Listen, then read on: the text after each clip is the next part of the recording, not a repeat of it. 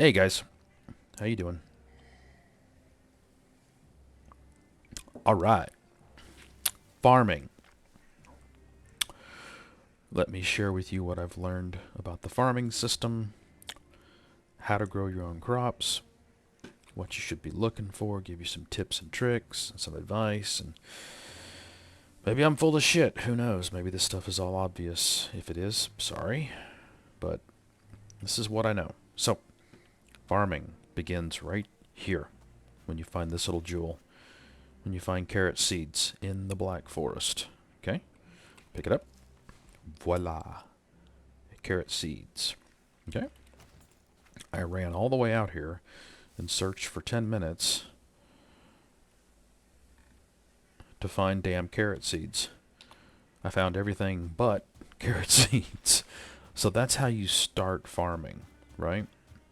Now you find the seeds, and then I remember my first game, I found the seeds, and then it was, I didn't want to do spoilers because exploration is a big part of this game, and I felt that I could just figure it out, and I never figured it out. Oh, don't aggro that thing. Shit. Annoying pigs. You need the cultivator, okay? And I think the reason I didn't figure it out was because either I didn't see the recipe or I hadn't built the forge. But you need this, the cultivator, okay? And we'll go take a look at it. But it's a level 1 forge technique recipe. And so the cultivator is what you plant your seeds with, and of course I didn't have a cultivator, so there was no planting of seeds.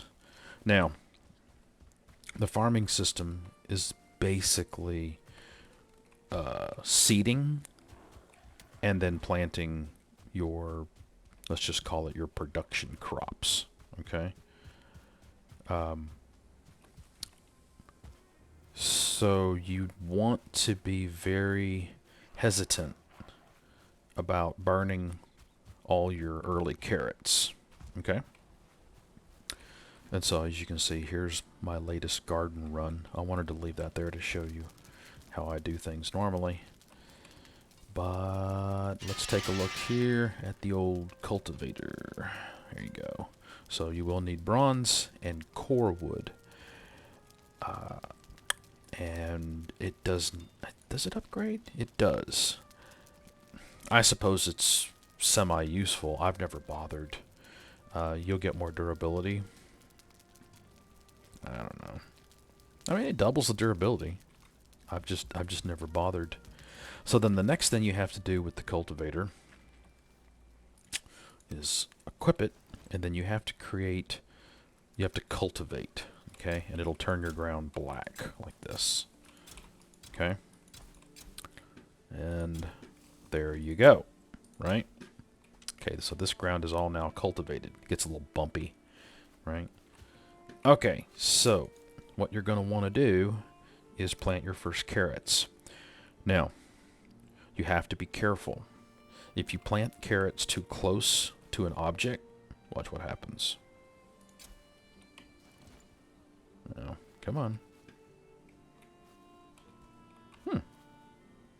It's supposed to go, I don't have room to grow. Do stone walls not? Interesting. It should turn brown.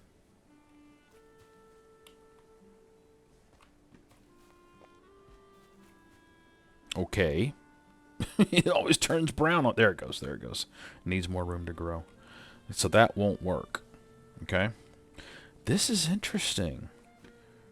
That's crazy. It's not detecting the stone wall. That's a bug. They'll fix that. Now the other thing you can't do is you can't grow them too close together. Is that it's gonna turn and it'll say needs room to grow. I'm gonna grab the rest of my carrot seeds over here and my turnip seeds. I really don't need that stuff. I don't know why I picked it up. I got money coming out my ass. There is going to be a vendor rework or pass or something later in the year. At least they say they hope they get to it. I hope they get to it. So maybe we'll get some more stoof to spend money on, because right now money doesn't really help me. So let's see if that guy turned brown on us. He should have. Ah! There we go. Okay, so now that new one blocked that one. So you see it says needs room to grow, and that says need room to grow. Now what you can do, if you don't care about this, you can break these guys down. And quite frankly, I have found them useless. And this should perk up. Yeah, there it goes. So now it's healthy. The other thing, they can't be covered. Okay? They can't have a roof over them. So let me show you.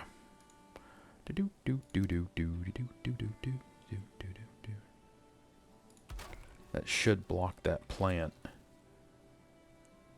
Yeah, see, needs open sky. So you can't do that.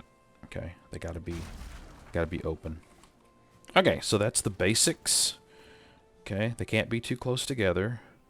They can't be too close to most inanimate objects. For some reason, stone walls don't mess them up. That's interesting. Now, you don't have to put a fence around your garden. You don't have to put a wall around your garden. But mobs can come in and destroy your plants. So that's the purpose of fences and walls. I think trenches or moats are the superior choice. Okay, these can't be damaged, and you can build right up to the edge. Oh, get it wrong. Now see, that's not cultivated. That's why it's red. But see, like right here, I can put a plant right here, as long as it's not too close to that carrot. You need about an inch. Okay, about there. Anything closer than about that, right around in here, is about the spacing you need. Okay, and so I can flop that carrot down right there. He's healthy, and everybody's pretty happy here. Okay, and again, these guys are too close. So, but the nice thing about this technique is you can plant right here. Okay, as long as he's not too close to that one. Okay. Now, my policy is I do 20 seeds, 20 seed plants, and then I do 40 production plants. I usually make 60 at a time. Let me show you what the seed plant option looks like here, just to be thorough. I can go here, get my radishes. And as you can see, these guys are all nice and healthy. Everybody's happy. So here's your carrot. So once let's say you find 3 seeds, plant them. You'll get 3 carrots. Take those 3 carrots and you turn them into seed. Okay? You don't eat them. Turn them into seed. Okay? Plant them about this far apart. Like this. And like that. Okay? And now these guys will turn into, takes about 3 game days, and they'll become seed plants. And so you see here we have carrot seed plants. This is the pattern I like. I don't bother with, I've seen people trying to use templates and stuff. I mean, you can do that. I don't bother with it. I just use the A key and the A key and the D key, and so I just start planting like so, and let's do carrots, and I come down about here, right, so that I'm far enough away from that row, and then I just move to the side, and I go about that far. You can go a little closer, but you get much closer than about an inch on, and I'm saying an inch on screen, but I'm playing at 1440p, so at 1080 or at true 4K, but you can basically do like this, here, here, here. It goes pretty quick. You know, I can knock out 60 plants in about a minute. Okay? And you'll notice these guys are perfectly healthy. Now, you are vulnerable to ranged attack. But see, I'm in the meadows, so I mostly get harassed by gray dwarfs, and I have never seen a gray dwarf throw rocks at my plants. Okay? I don't bother with walls,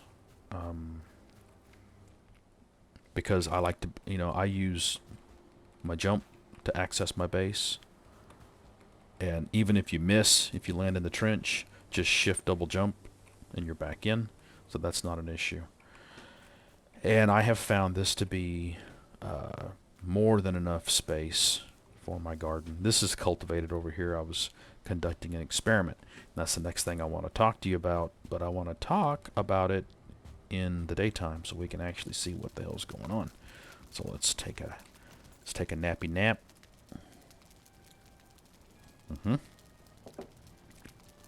Nap time. I've discovered a problem in my first game. In my first games, I had 2 plains bases, and in one spot, I could not get vegetables to grow in that spot. It was a dead zone. It was basically 3 floor tiles in size. And then I thought it was a bug. And then in this game, I got a dead spot right around in here. It was a boulder.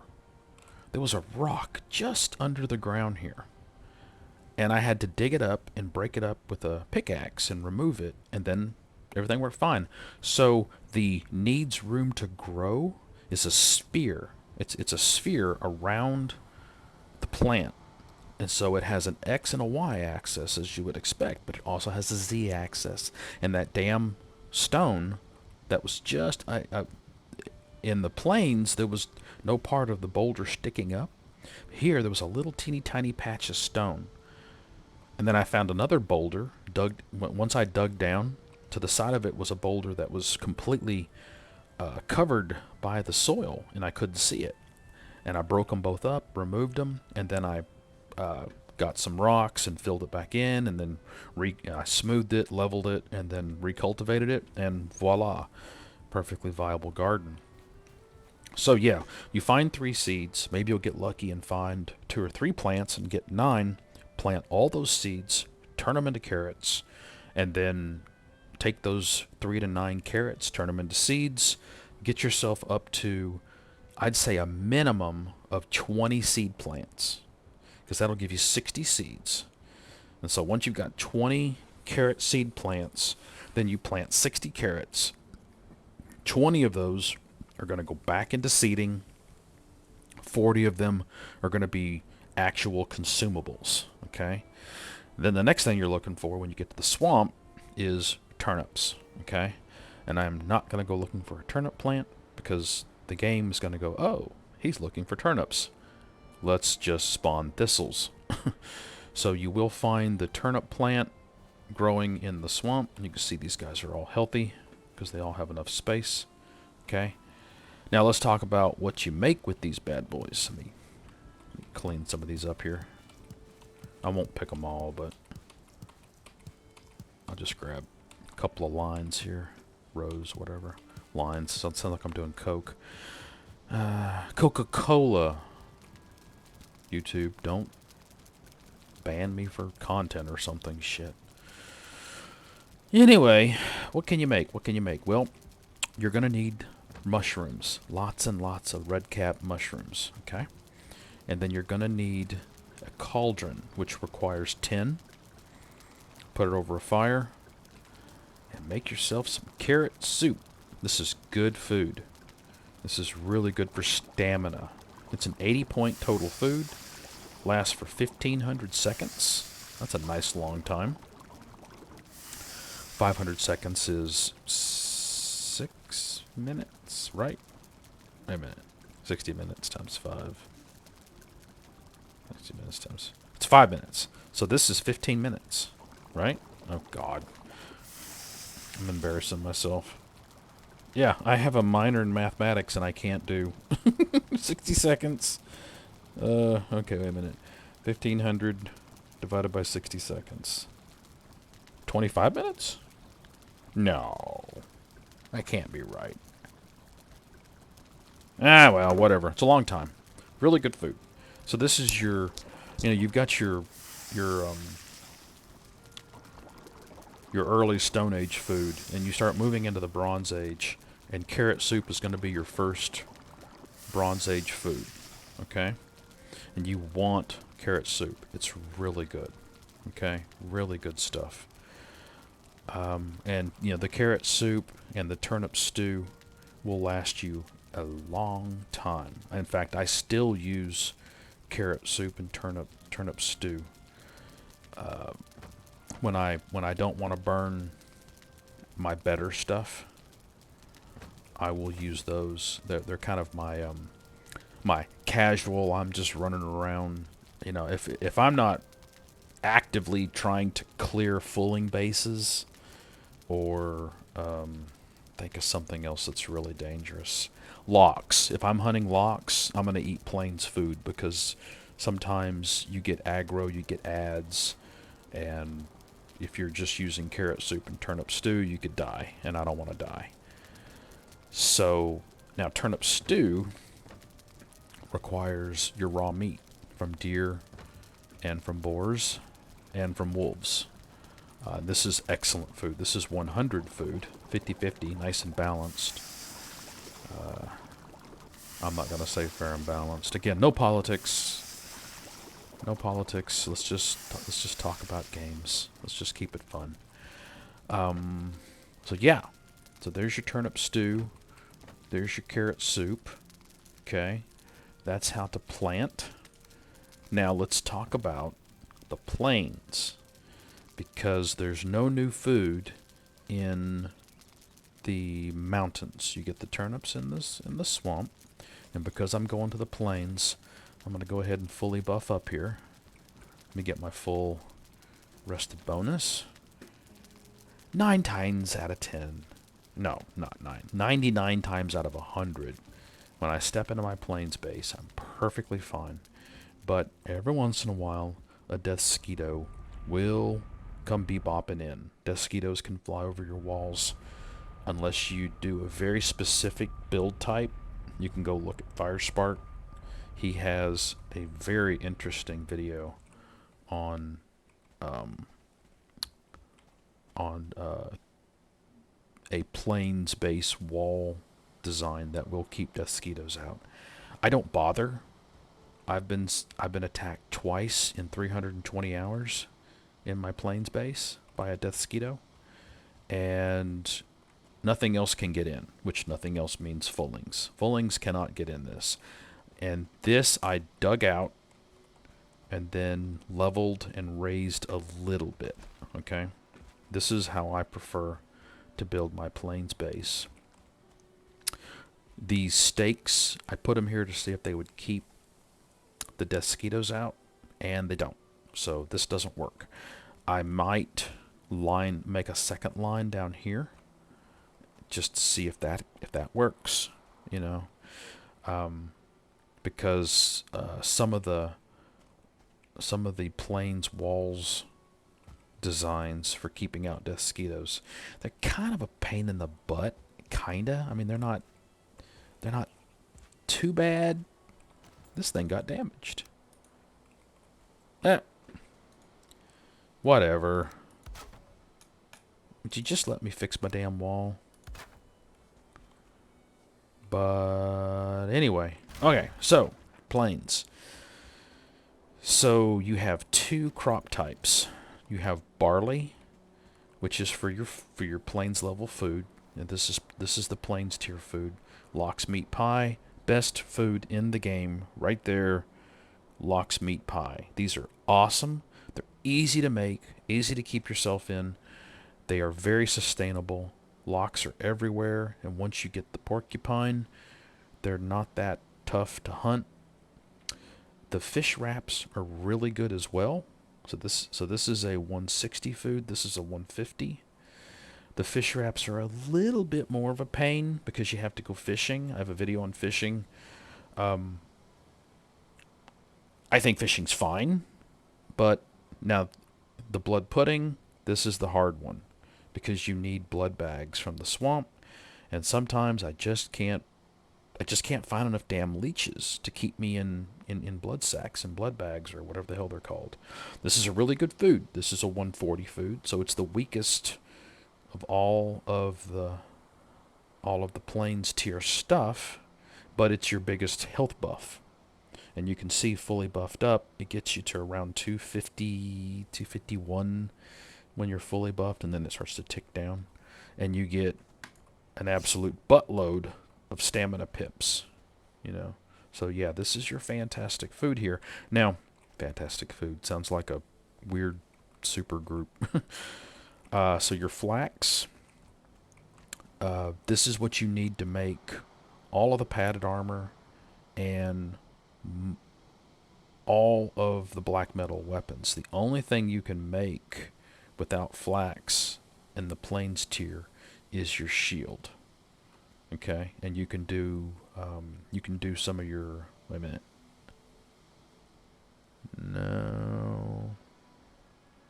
No, scratch that. Yeah, it's just the shield. Because Draugr, the best bow, is from the mountains. You make this with silver and with gook. Okay, so you will only find these in fulling bases. Okay? That's a fulling base in the distance. I've already cleared it, but I'll go show it to you real quick. I've got some videos where I show you how to pull and clear fulling bases. What I consider to be the... Oh yeah? You want a piece of this? Come on, punk bitch. I'll slap you around. Yeah, you gotta watch these fullings. They hit hard. And they bring an army, man. You talk about ad city. These bases are dangerous. Super, super dangerous. Now, this is a crappy fulling base because this base didn't have any vegetation in it, didn't have any crops. And that's what you're here for. These fulling bases literally have almost everything you want from the plains in them. They have black metal. They have the fulling totems, which you need for the final boss. They have gold.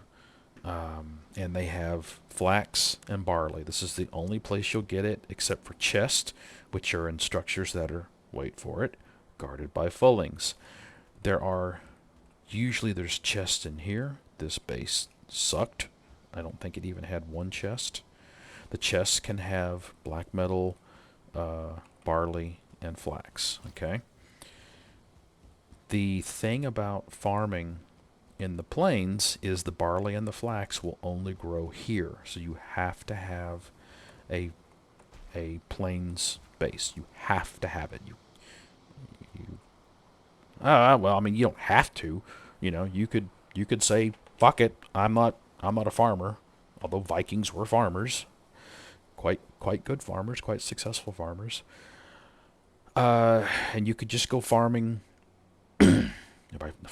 You could go get all of your barley and flax from fulling bases. It's going to take you a long time, man. Okay? You'll have a shitload of black metal. Now, the nice thing about the plains flora, you'll notice you can plant it much closer together. And I'll show you here. We'll grab some flax, and we'll go bang, bang, bang, bang. That's about as close as I go for flax. And now every time you pick it up, you get 2. So once again, I just keep things simple. I'm going for 20. Okay, I want 20 flax and 20 barley. That'll give me a crop of 40. I replant 20. I use 20. Okay, eventually I work my way up to 60. especially for barley. Okay. Now I overproduced on flax, so 60 for a full crop of flax and have that be your rotation is probably excessive unless we just, if we find out once they do the mistlands and get the mistlands fully fleshed out, who knows? The mistlands may require flax. I haven't heard or read or seen anything about what's going to happen with the mistlands. But yeah, you can see these will all stay healthy. You can walk them all the way out to the edge. Now, another thing you want to be careful. I keep empty spaces in my fields when I'm in the, I might come over here and plant some more whatever, I might do this, which is fine. Okay. But I always keep some empty space because a death mosquito will get in here. And you go swinging around, right? Let me show you. Oops. You just lost flax. Okay? So, yeah, normally you don't want to do that because you'll destroy your plants. I don't care because I have an absolute shit ton of flax, so, and thread. I could care less. But I always keep spaces so when the death mosquito comes in, I can quickly get my shield in my hand, get my block up, and then head to the empty section and fight the little booger without damaging my plants.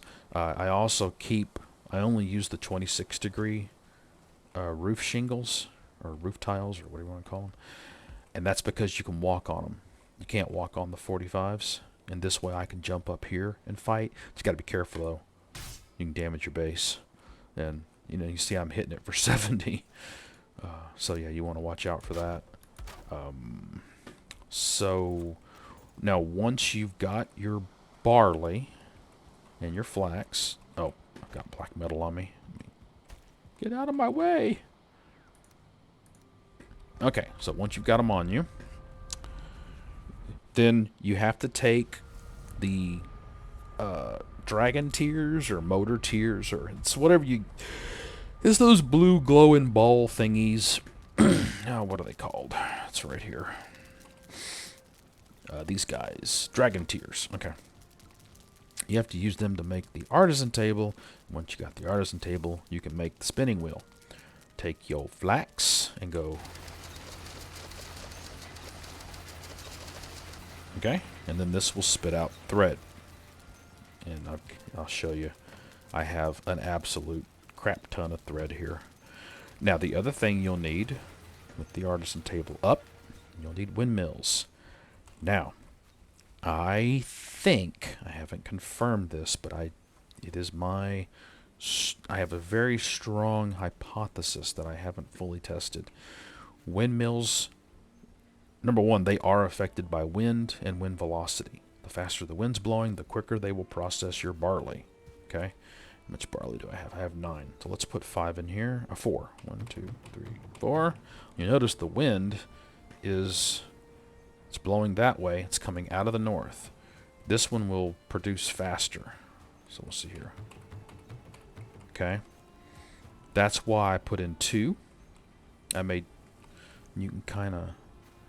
You can hear these things spin up when they're grinding. And so as their RPM goes up, the frequency goes up in pitch. The frequency increases, and you can tell, I can tell that usually when the wind's from the north, this windmill spins faster than that windmill. It might be useful to raise this up on a pillar of rock and get this windmill up above the height of the building. I'd be curious to see if it's that sophisticated, See, it still hasn't made one. Get this shit out of my hands here. This one should be processing a little quicker. It hasn't processed either. So you make barley flour. Okay. I'll show you the barley flour. There's the thread. And where's my flour? There's my flour. Here's your barley flour, right? Okay. Okay. And that's what you want to make you take your lox meat and you get your cloudberries. Now, I'll tell you something about lox meat. You see how I've done 4 cooking stations? That's because lox meat takes forever to cook. So definitely stack this up, because I'm going to go for a run and it still won't be done. Let's see here. Oh, here, ramping up because of the storm. Now we'll see which one processes faster here. Okay. It's a race. See, he's processed 2. They're both turning at a good clip. He's processed 2.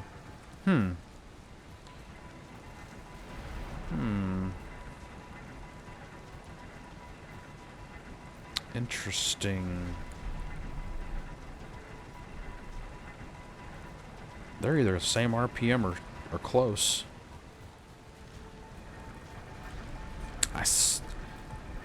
Maybe, just maybe. Okay, now the wind's turned. Now it's about 0.15.